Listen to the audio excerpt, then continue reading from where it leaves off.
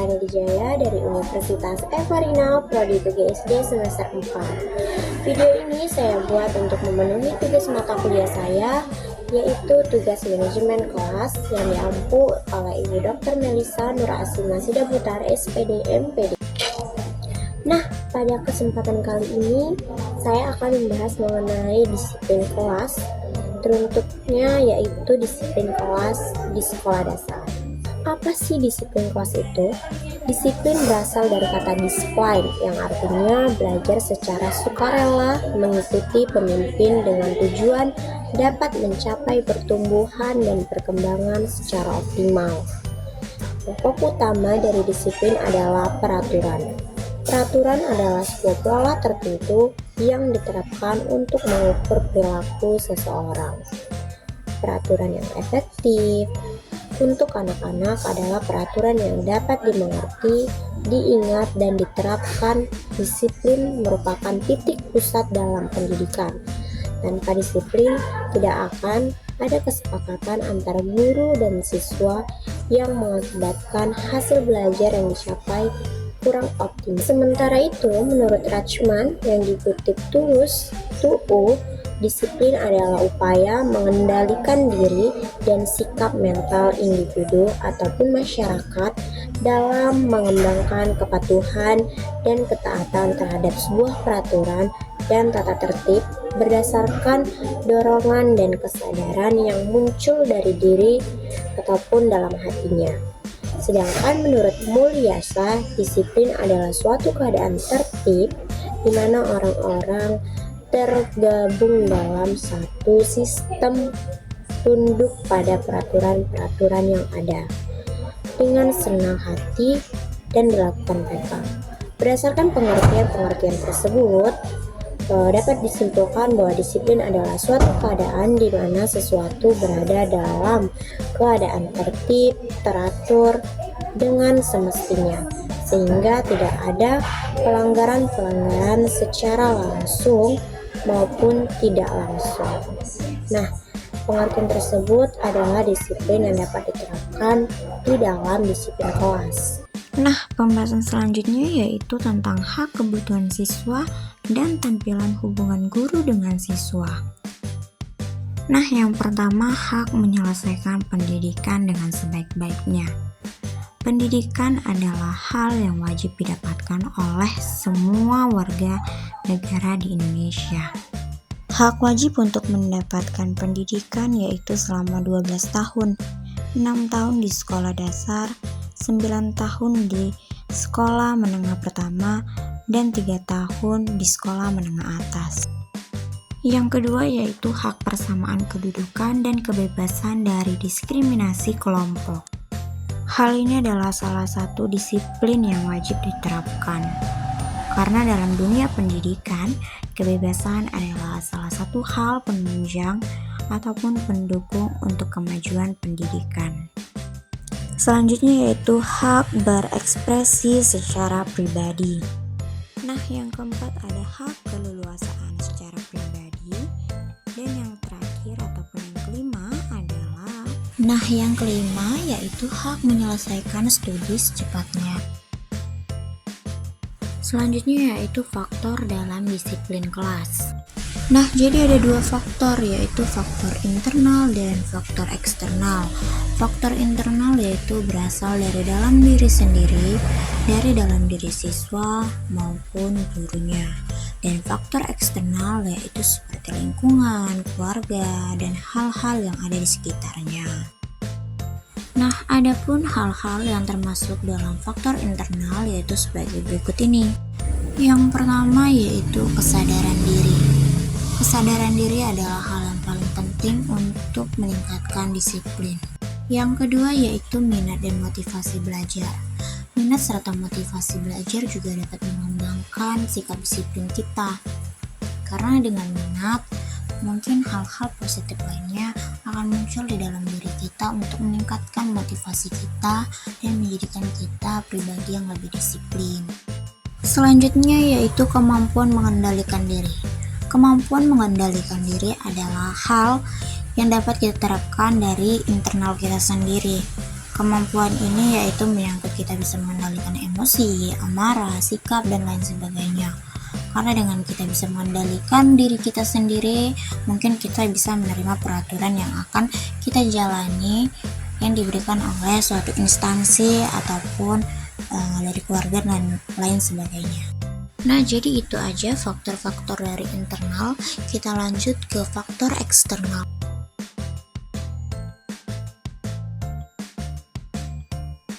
Yang pertama ada lingkungan sekolah. Lingkungan sekolah yang kondusif, efektif, dan efisien yang bisa digunakan untuk pembelajaran di kelas adalah suatu hal yang penting diberikan kepada siswa maupun guru untuk meningkatkan semangat kita dalam melakukan pembelajaran. Dengan itu, maka kita merasa nyaman, merasa dihargai, serta kita bisa meningkatkan kedisiplinan kita. Nah, yang kedua ada interaksi dengan guru. Siswa dengan guru yang komunikasi ataupun interaksinya baik juga dapat meningkatkan kedisiplinan dari siswa itu. Karena sebagai yang kita tahu, siswa ini juga perlu untuk dihargai dan dimengerti. Nah, setelah kita mengerti, setelah mereka interaksi dengan kita dengan baik, maka mungkin akan meningkatkan tingkat kedisiplinan mereka. Yang ketiga yaitu pengaruh orang tua. Orang tua itu adalah aset terpenting sebenarnya dalam kehidupan anak-anak, karena mereka itu adalah salah satu orang yang akan mereka percayai, orang yang dapat mereka tiru gitu kan, karena mereka lebih mengerti kepada orang tua mereka itu lebih banyak menghabiskan waktu kepada orang tua mereka. Jadi dengan orang tua mereka dekat kepada mereka, sering memberikan motivasi dan dukungan, memberikan arahan yang baik kepada mereka, mungkin dapat meningkatkan disiplin mereka. Mereka ajarkan mereka tentang tata tertib, disiplin, dan segala macam. Mungkin dengan kata-kata yang diberikan oleh orang tua mereka itu lebih paham dan bisa mengerti.